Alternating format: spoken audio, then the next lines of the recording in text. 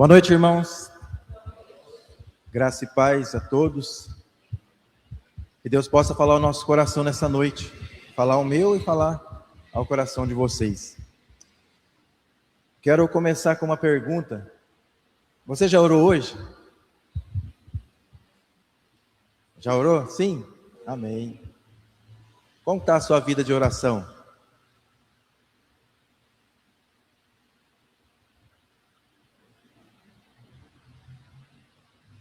Esse assunto que eu pedi a Deus, né? Eu demorei para escolher o assunto, o tema. Estive orando a Deus. Agora, essa semana, no finalzinho, eu falei: meu Deus, não é possível. E aí, graças a Deus, eu tive paz no coração de falar um pouco sobre oração. E a pergunta que eu fiz aqui agora, não quero que seja como um julgamento, mas como um convite à oração. Que nós possamos nos comunicar com Deus aquilo que Ele quer de nós, relacionamento. E para isso, eu quero que os irmãos, por favor, abram sua Bíblia lá em Lucas capítulo 18.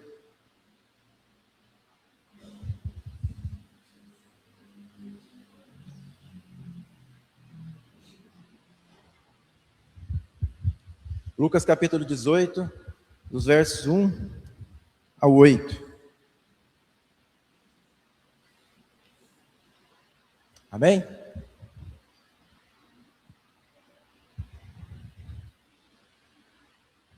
Glória a Deus. Diz assim a palavra do Senhor: Então Jesus contou aos seus discípulos uma parábola. Notem que Jesus começa a falar assim, então Jesus, a Bíblia diz, né, Lucas relata, né? Então Jesus contou uma parábola, porque ele já estava num assunto. O assunto era a segunda vinda dele. Então, da primeira vinda para a segunda vinda, ele responde a pergunta dos ouvintes, falando a respeito da vinda dele, fala sobre esse assunto, e aí então ele conta uma parábola. Vamos lá de novo. Então Jesus contou aos seus discípulos uma parábola, para mostrar-lhes que eles deviam orar sempre, e nunca desanimar. Ele disse: em certa cidade havia um juiz que não temia a Deus, nem se importava com os homens, e havia naquela cidade uma viúva, que se dirigia continuamente a ele, suplicando-lhe: faze-me justiça contra o meu adversário. Por algum tempo, ele se recusou, mas finalmente disse a si mesmo: embora eu não tema a Deus e nem me importe com os homens, essa viúva está me aborrecendo. Vou fazer-lhe justiça, para que ela não venha mais me importunar. E o Senhor continuou: ouçam o que diz o juiz injusto. Acaso Deus não fará justiça aos seus escolhidos, que clama a Ele dia e noite? Continuará fazendo esperar? Eu digo a vocês, Ele lhes fará justiça e depressa. Contudo, quando o Filho do Homem vier, encontrará fé na terra? Amém. Glória a Deus. Como o tema desse ano, olhe para Jesus, então nessa perspectiva também, nesse assunto, quando nós olhamos para Jesus, a gente vai ver que ele orava muito. Jesus orava muito. O evangelista Lucas também, que escreve Atos, ele fala muitos relatos, né, de oração e os ensinos de Jesus a respeito da persistência na oração, do dever da oração. Então todos nós devemos orar a Deus. Todos nós devemos orar a Deus. E o tema que eu quero trazer nessa noite é a importância da insistência na oração. Porque não é só o ato de orar hoje, mas é orar amanhã, e orar, e continuar orando. Ou seja, a persistência, a insistência na oração. E através dessa parábola, o Senhor Jesus falou especialmente sobre a necessidade da perseverança da oração. E dessa forma, o seu significado ensina para nós muitas lições preciosas. Que a oração é um instrumento, a oração é uma ferramenta, é um dos meios de graça mais eficaz para nós. Na verdade, ela é o meio pelo qual Deus nos abençoa. O poder não está na oração em si, nós para Deus, mas é aquele que ouve as orações e tem poder para realizar as maravilhas. E Jesus vai nos ensinar também que a maior dificuldade que nós temos na oração é interpretar que Deus demora. Achamos que Deus demora nas orações, mas temos que se lembrar que Deus não está inserido no tempo, Ele está fora do tempo. Deus é soberano e Deus conhece o ontem, o hoje e o amanhã. 1000 anos para Deus é um dia para Deus é 1000 anos. Então, quando muitas vezes você ora por uma causa legítima, uma causa para a sua vida, para a sua família, e às vezes demora, Deus está trabalhando na história da sua vida. Deus está moldando você, Deus está moldando as pessoas que estão à sua volta. Então, não desanime. E também que é uma nossa visão defeituosa, porque o Senhor atende no tempo certo. Deus não chega atrasado, Deus não é pego de surpresa. Alguns desastres, algumas catástrofes que acontecem, muitas pessoas vão responder e dizer, será que Deus não sabia? Algumas pessoas falam, se Deus chegou atrasado, não. Deus sabe tudo e sabe o que está acontecendo. Tudo está dentro dos decretos do propósito de Deus. Muitas coisas nós não entendemos. Muitas vezes nós oramos, muitas vezes nós vemos coisas acontecendo ao nosso redor, no nosso país, mas Deus está no controle de tudo. A palavra de Deus diz assim, tudo tem o seu tempo determinado, e há tempo para todo propósito debaixo do céu. Ou seja, a palavra de Deus é a nossa regra de fé e prática. Então, se nós estamos nos deleitando na palavra, estamos ouvindo a voz de Deus através da palavra, essa Bíblia não foi escrita ontem. A nossa geração aqui, a Bíblia já foi escrita há milhares de anos. Agora, nós já sabíamos, porque Deus se revela e mostra os seus propósitos claramente na palavra de Deus. Então, nós não podemos mudar ou pensar diferente, porque Deus trabalha do seu jeito, da sua maneira, e Ele está dizendo que o tempo é o tempo dele, e todo o propósito debaixo do céu, porque a sabedoria pertence a Deus.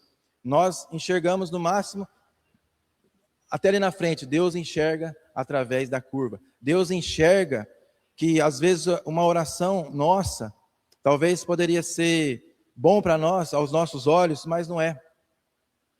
Muitas vezes nós pedimos coisas para Deus, mas estamos pedindo coisa errada, coisas que vai prejudicar a nossa vida. Então a nossa maior luta na nossa vida de oração é desanimar diante das dificuldades, diante das provações. E provação é o que mais a gente vai passar. A gente falou aqui domingo passado a respeito de provações, de perseverança, e Tiago fala, alegreis quando passar por várias provações.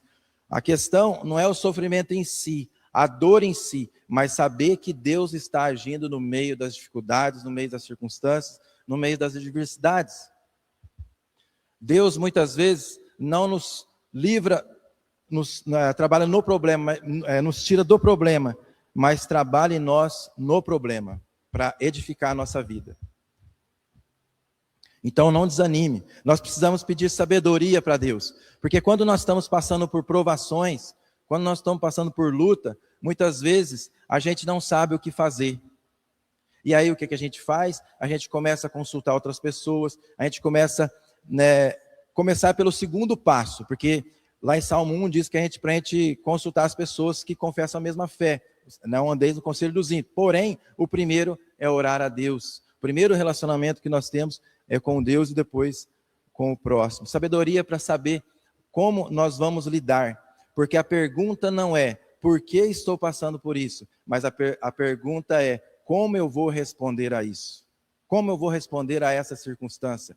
E nós olhando para Jesus, nós vamos ver muitas vezes como ele respondeu às situações adversas, dando outra face, não pagando o mal com o mal, mas pagando o mal com o bem. As parábolas de Jesus conta sempre, que nos conta, né, sempre tem uma lição de moral para nos ensinar princípios.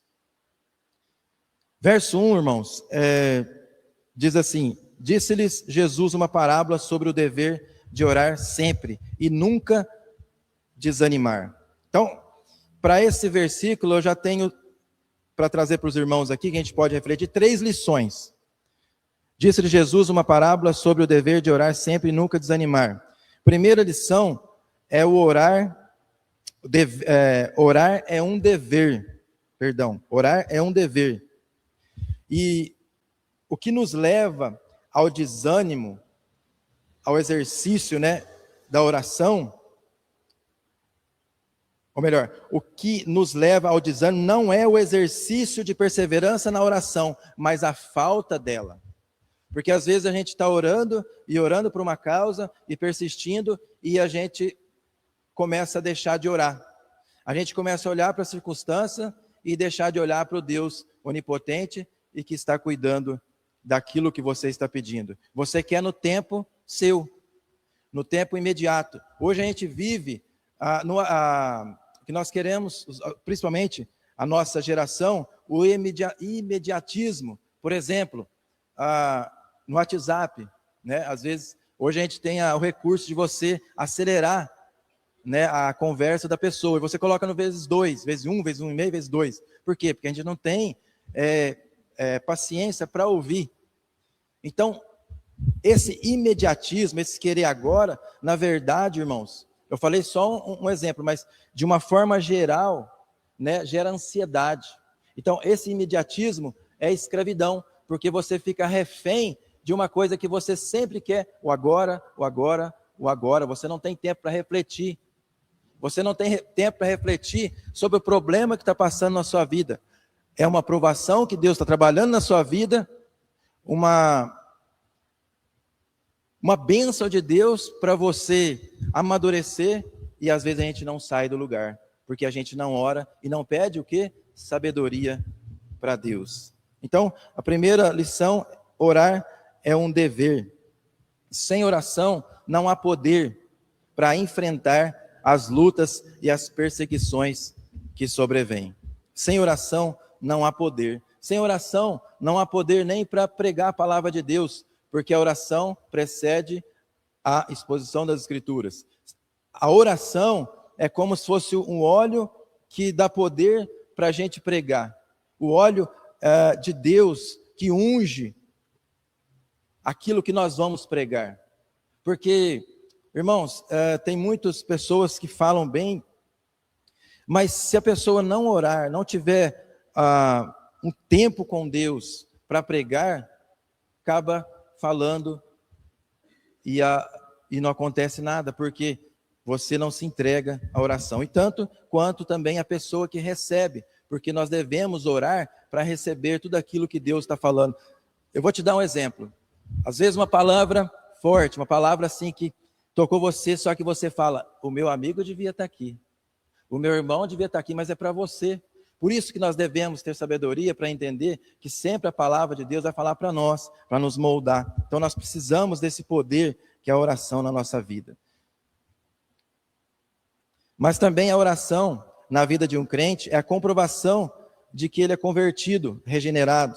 A oração é um mandamento, portanto, é um dever de todo cristão. Então, todos nós que somos redimidos por Cristo, nós temos um relacionamento com Ele, por meio da palavra de Deus, que Ele fala a nós, e por meio da nossa oração, que é levada aos céus, falando com o Pai. Então, orar é um dever. Mas a segunda lição que esse versículo nos ensina é que devemos orar sempre. É um dever, mas orar sempre. Aí ele diz assim, o dever, não só de dever, mas orar sempre. Então, qualquer situação, nós devemos orar sem cessar. Não podemos desanimar. Não podemos desanimar. E alguns exemplos, alguns motivos, né, que eu trouxe aqui, que são vários. A nossa família. Orar pela nossa família. Orar pela salvação daqueles que ainda não tiveram encontro com Deus. Se você creu em Jesus como Senhor e Salvador da sua vida, a Bíblia diz que a oração veio pelo ouvir a palavra de Deus, mas com certeza alguém orou para que isso fosse desvendado dos seus olhos. Se você está aqui hoje, com certeza alguém orou pela sua vida, pedindo para que Deus te abençoasse, transformasse sua vida. Um exemplo disso é Agostinho, que a mãe dele orou mais de 30 anos pela conversão dele. Então não desista de orar pelos filhos, não desista de orar, porque nós temos o trabalho, nós temos que ter sabedoria para lidar no trabalho, com os nossos superiores, com nossos colegas de trabalho. Sem sabedoria nós vamos cometer equívocos ou tomar decisões erradas. Sobre tentações, né? O crente ele passa por tentação. Ser tentado não é pecado. O que não pode é você ceder e você pecar por causa da cobiça do nosso coração. Mas nós devemos orar. Como que nós vamos vencer as flechas inflamadas do diabo sem oração? Como que nós vamos ter esperança na salvação dos nossos parentes, nossos filhos, sem a gente se colocar de joelhos? Como que a nossa nação, a nossa política, como que a gente deve agir em relação a elas? Amaldiçoando? Não. Deus diz que nós devemos obedecer às autoridades e orar por elas. Então, quando a gente olha na perspectiva humana, a gente vai fazer aquilo que a gente quer, a vontade da carne. Mas quando nós olhamos na perspectiva do reino, na perspectiva de Jesus, nós vamos orar mais. Terceira lição, jamais devemos desanimar. Então, orar é um dever, orar sempre e nunca desanimar. Disse-lhe Jesus uma parábola, vou ler de novo, o dever de orar sempre e nunca desanimar. Então parece que Deus está demorando, parece que Deus não está ouvindo a minha oração, parece que a minha oração não passa do teto. Então o primeiro problema, obstáculo que a gente vai enfrentar quando a gente começa a ter uma vida de oração é o desânimo. E a gente tem que passar por isso. Porque o inimigo ele vai querer colocar na nossa mente dúvida que Deus não nos ama. Você está orando há tanto tempo e Deus não trabalha, e Deus não faz, Ele não te ama. Não é isso que Ele fez com Jesus no deserto? Se tu és o Filho de Deus, é claro que Ele sabia que Jesus era o Filho de Deus, mas é como se fosse, Deus é o seu Pai e está te deixando passar fome aqui no deserto. Então Ele quer colocar dúvida na nossa cabeça. Então por isso que nós não podemos desistir, desanimar da oração. Apocalipse 8:3 diz que as nossas orações sobem como incenso e elas são recolhidas por Deus na sala do trono. Nós temos Jesus, que é o nosso sumo sacerdote, que intercede por nós junto ao Pai. Então Deus ouve as nossas orações, mas Ele quer de nós, irmãos, que a gente demonstre, então, humildade e dependência. Presta atenção no que eu vou dizer agora. Se a minha oração não me leva a amar mais as pessoas, então há orgulho infiltrado nela. Se a minha oração não me conduz à humildade, então ela não é verdadeira. A vida cristã, nós agora, sendo povo de Deus, a característica de um cristão está no relacionamento. Primeiro, relacionamento com Deus. Segundo, relacionamento consigo mesmo. Terceiro, relacionamento com o próximo. Quarto, relacionamento com o inimigo. Vidas transformadas, relacionamentos transformados. Esse é o cristianismo. Não está embasado em religião, em doutrinas de conjunto de regras, mas é relacionamento. Nós não éramos inimigos de Deus, agora nós somos co-participantes e participantes da família de Deus. O exemplo disso é a parábola do fariseu, que ele conta na sequência, da arrogância do fariseu orando Ele, na verdade, ele estava orando mais a si mesmo, elogiando a si mesmo. Quando o eu está muito na oração, no sentido de eu faço, eu tentei, eu fiz, alguma coisa está errada. Nós devemos nos render a Deus, em tudo dai graças. Então até as provações, as dificuldades que nós estamos passando, nós temos que dar graça. Como eu disse, não pela dor em si, mas porque Deus está moldando em nós. Cada vez mais, nos moldando a imagem do seu Filho. Sem provação a gente não cresce, a gente fica parado. Muitas vezes a gente fala assim, eis-me aqui, Senhor, mas não me leva para o deserto. Os grandes homens de Deus, mulheres também, foram levados para o deserto. Homens foram levados para o deserto e mulheres também foram trabalhados através de provações. Salmos 66, 20 diz assim, bendito seja Deus que não me rejeita a oração, nem aparta de mim a sua graça. Então não importa o tempo que você está orando, seja 1 ano, 2 anos, 10 anos ou mais, Deus está registrando a sua oração. E o salmista diz ainda que Deus tem conhecimento de todas as suas lágrimas. Agora eu te faço uma pergunta, qual foi a última vez que você chorou diante dele? Qual foi a última vez que você se colocou diante de Deus suplicando? O salmista aqui diz que, no Salmo 6,6, ele diz que inunda a minha cama com lágrimas, orando ao Senhor. Quando foi a última vez que você chorou diante de Deus? A gente acha que a gente tem que ser firme, firme não é chorar, mas nós somos dependentes de Deus, nós somos fracos, nós temos emoções. Para ficar irado é fácil, né? Mas para chorar diante de Deus, se humilhar diante de Deus, então nós precisamos orar mais. Mas agora, essa parábola também nos apresenta alguns contrastes que Deus quer nos ensinar.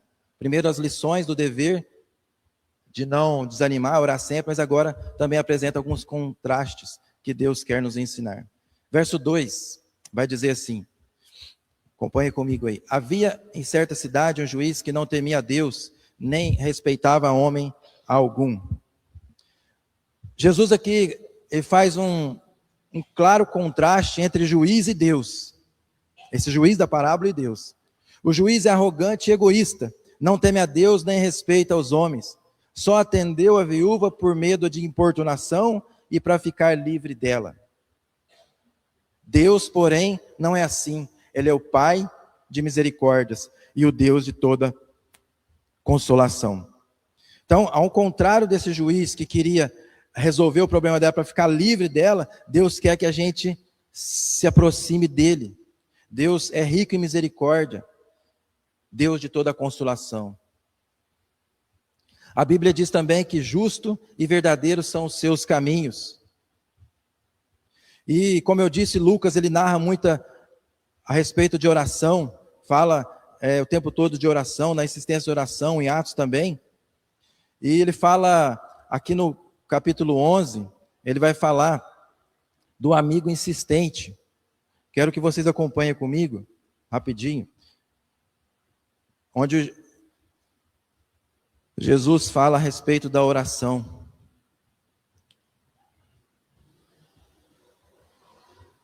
Lucas 11, 5 ao 8. Lucas 11, 5 ao 8.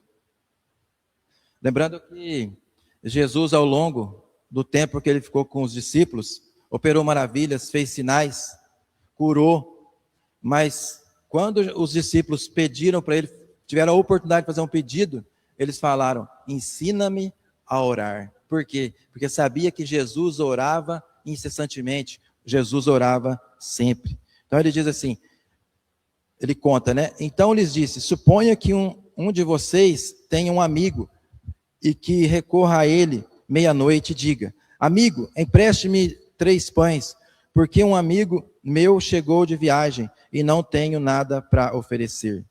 E o que estiver dentro, responda: não me incomode, a porta está fechada e eu e meus filhos já estamos deitados. Não posso me levantar e dar a você o que me pede.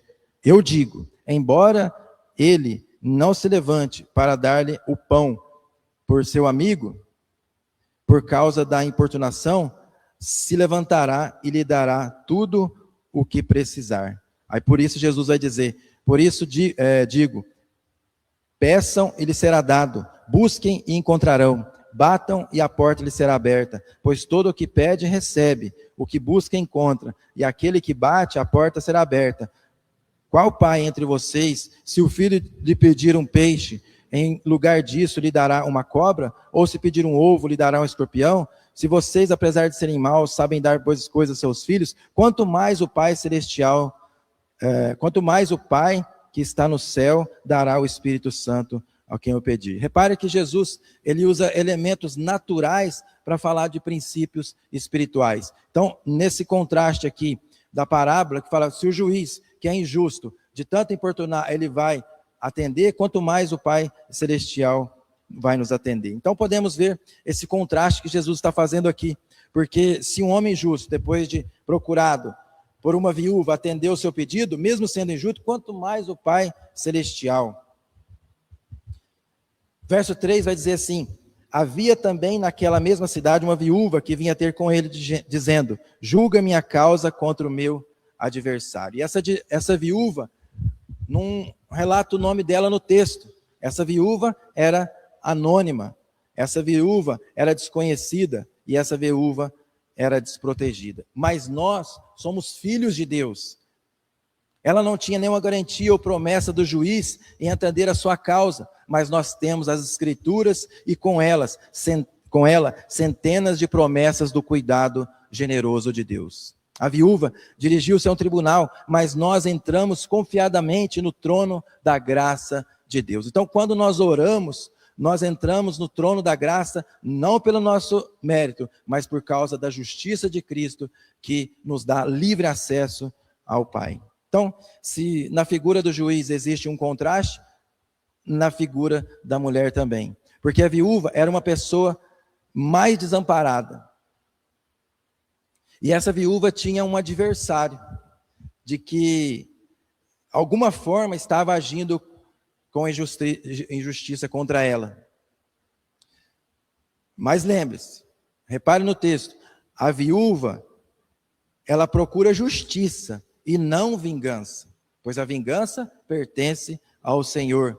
A nossa ira não promove a justiça de Deus. Então, se está tudo difícil, ore a Deus. Se você tem um adversário, um inimigo, ore a Deus.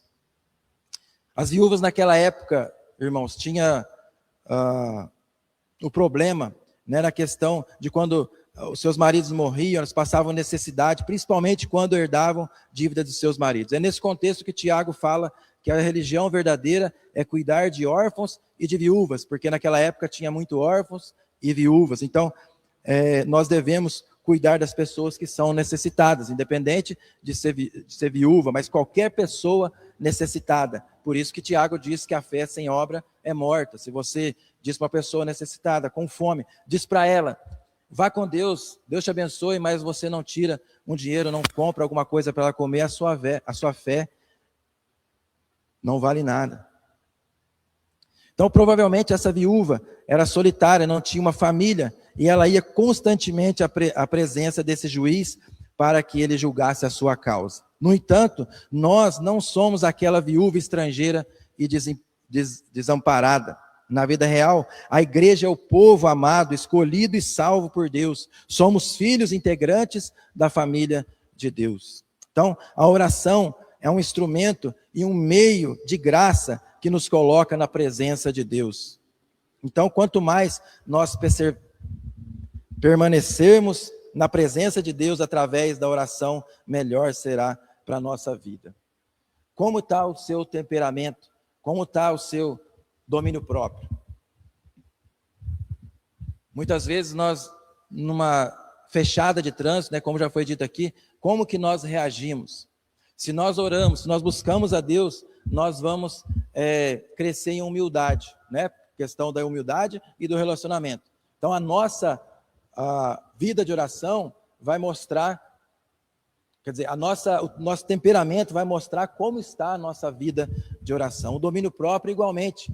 A gente não tem, sem a presença do Espírito Santo na nossa vida, que é uma das virtudes do fruto do Espírito Santo, o domínio próprio, a gente não consegue. E é através da oração que a gente busca cada vez mais. Então, na parábola da viúva, ela comparecia sozinha ao juiz, mas na vida real nós temos um advogado junto ao Pai. Eu não mereço que o Pai me ouça. Nós não merecemos, mas é por causa da justiça dele. Jesus é a nossa justiça. Quando ele cumpriu o seu papel, quando ele veio aqui, morreu na cruz do Calvário, ressuscitou para a nossa justificação, a justiça de Cristo foi imputada a nós. Quando Deus olha para você, ele olha para o seu filho. Quando ele olha para você, ele olha para a justiça de Cristo imputada a você. Glória a Deus por isso. Por isso nós oramos em nome dele, porque Jesus é a nossa justiça. Então essa parábola é para mostrar que nós não devemos desanimar na vida de oração, porque a oração é um privilégio, além de ser um dever, é um privilégio que Deus deu para mim e para você.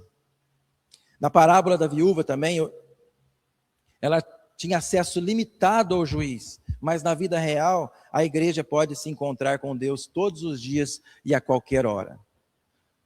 Quando nós falamos especificamente lá da armadura de Deus, quando Paulo fala lá aos Efésios, capítulo 6, ele vai falar da armadura de Deus, do conjunto que forma a armadura de Deus, e ele diz que nós devemos orar a todo tempo, nós devemos orar pedindo a Deus, para que tudo que a gente vai fazer, a gente possa fazer com a sabedoria que Deus nos dá. Ou seja, se você está lavando a louça, se você está lavando o carro, se você está trabalhando, você está orando a Deus. Você está meditando na palavra de Deus. Porque o que acontece, muitas vezes, a gente fica vagando o nosso pensamento. Eu não estou dizendo que você vai parar de lavar a louça e ficar orando, mas que você glorifique a Deus fazendo aquilo que você faz. Graças a Deus, porque eu posso ir trabalhar, como foi dito hoje cedo. Não é que eu tenho que trabalhar, mas que eu posso ir trabalhar, porque eu tenho saúde para trabalhar, porque eu tenho um prato para lavar, porque eu tenho comida. Então você está dando graças a Deus todo o tempo. Onde você estiver, Deus está ouvindo a sua oração, e Deus quer que a sua igreja, que somos nós, o corpo de Cristo, ore a todo instante. E o meu Deus, segundo a sua riqueza em glória, há de suprir em Cristo Jesus cada uma de vossas necessidades. Então Deus vai suprir todas as nossas necessidades, o básico, sempre Deus vai nos suprir. E a moral da história nessa parábola está no verso 7, acompanhe comigo, versículo 7. Não fará Deus justiça aos seus escolhidos, que a ele clamam dia e noite, embora pareça demorado em defendê-los? Como eu já disse, nós somos o povo de Deus, exclusivo de Deus, escolhido por ele. E então nós devemos permanecer na oração, nós devemos orar a Deus, buscar a Deus em todo instante. E a viúva disse, agora voltando lá no verso 3, julga a minha causa contra o meu adversário. Essa mulher, desamparada, sozinha, viúva, ela dependia totalmente daquele juiz para resolver o seu problema. E com certeza era um problema legítimo. Por quê? Porque ela insistia que esse juiz resolvesse. Da mesma forma, há problemas na minha vida, na sua vida, que só Deus pode resolver. É claro que todas as coisas é Deus que nos capacita a fazer. Jesus disse, sem mim vocês não conseguem fazer nada, mas Ele nos capacita com inteligência, com capacidade, né? Pessoas que não são crentes são habilidosos nas suas áreas, médicos, doutores, tudo que não creem em Jesus, mas são aptos, porque Deus, na sua graça comum, capacita as pessoas. Mas na nossa realidade, que nós não somos isentos, né, de problemas, na área da saúde, na área financeira, na área do relacionamento, nós não somos isentos disso, mas Deus, Ele está conosco e sempre vai julgar a nossa causa e sempre vai olhar para nós com misericórdia. Julga a minha causa contra o meu adversário. E para isso nós precisamos de fé. Fé para esperar, fé para perseverar, fé para não desistir e fé para não desanimar. Se está difícil, ore. Se você está alegre, ore. Se você está triste, ore. Se você está enfermo, louve, agradeça a Deus, porque Ele é rico em misericórdia. E aí, no verso 8, ele vai dizer assim: digo-vos que depressa lhes fará justiça. Então, para mim e para você, parece demorado, mas Deus tem pressa em resolver a nossa vida. Enquanto isso, Ele está trabalhando na nossa história, moldando o nosso caráter, trabalhando nos nossos relacionamentos. Quem aqui, nós que, no contexto da família, tem problemas com parentes, com irmãos, com pai, mãe ou primos? Se nós temos esses problemas e muitas vezes queremos resolver do nosso jeito, nós vamos errar. Nós devemos agir como Jesus agia, como Jesus nos ensina, e isso é através da leitura da palavra, e isso é através da oração, para te capacitar a perdoar, te capacitar a orar por aquela pessoa. Se você, muitas vezes nos nossos relacionamentos familiares, nós amamos a pessoa, mas não o que ela faz, as atitudes que ela faz. Então, o nosso papel é orar por aquela pessoa, orar para que Deus abençoe, para que Deus use uma oportunidade para vocês se reconciliar, porque nós não fazemos muros, nós somos chamados para sermos ponte de reconciliação, principalmente com os nossos, da nossa família, os mais próximos da nossa família. E Jesus termina, contudo, verso 8, a parte B, contudo, quando vier o Filho do Homem, achará porventura fé na terra? Contudo, quando vier o Filho do Homem, achará porventura fé na terra? O fato é que, à medida que a história caminha para a sua consumação, as pessoas vão ficando cada vez mais desligadas, desatentas às coisas espirituais. Isso é o que acontece muitas vezes quando a gente tem um tempo de igreja. No começo, a gente trabalha bastante, e depois a gente vai começando a esmorecer, desanimando, ou a gente vai trabalhando também, deixando o amor para trás, fazendo mecanicamente. Isso não pode acontecer. Isso não pode acontecer na nossa vida. Isso relembra lá o que ocorreu na geração de Noé e de Ló. As pessoas comiam, bebiam, trabalhavam, davam esse casamento. Em si, isso não é problema. Casamento, comer, não é. Mas é o espaço que está ocupando no seu coração aquilo que é de Deus. O tempo, a palavra de Deus diz que nós devemos remir o tempo, aproveitar o tempo. Então nós devemos aproveitar o tempo mais com Deus. Qual que é a sua prioridade na sua vida? Qual que é o que está gastando o seu tempo? Muitas coisas são legítimas, muitas coisas são verdadeiras. Férias, descanso, estudar, trabalhar, viajar, mas isso não pode substituir o tempo que nós devemos ter com Deus. Daí a pergunta perturbadora de Jesus, né? Contudo, quando vier o Filho do Homem, achará porventura fé na terra? E a pergunta não é se haverá cristãos na terra, isso é claro que vai ter, mas se haverá cristãos fervorosos na oração. William Hendricks, um comentarista bíblico, comentando aqui esse versículo, ele diz que essa pergunta de Jesus, ela é formulada com o propósito de autoexame. Ou seja, cada um responda por si mesmo. Cada um responda por si mesmo. Como está o seu tempo de oração? Como está a sua vida de oração? Se você não começou ainda uma prática, um hábito diário, comece com 15 minutos. Você pode, um exemplo, tá, irmãos? Você pode, o horário do seu dia, não sei se você trabalha à noite ou de dia, mas você pode começar lendo 5 minutos a Bíblia, 5 minutos refletindo, meditando e 5 minutos orando sobre aquilo que você leu. E aí você vai aumentando gradativamente, com certeza, irmãos, isso vai aumentar na sua vida, porque estar na presença de Deus é a melhor coisa do mundo. Se Deus não estiver aqui, é o lugar mais chato do mundo. Mas se Deus estiver aqui, se o Espírito Santo estiver aqui, é o melhor lugar do mundo. Alguém já disse que não é o lugar que faz o homem, mas o homem que faz o lugar. Então, que nós possamos, orar, buscar a Deus.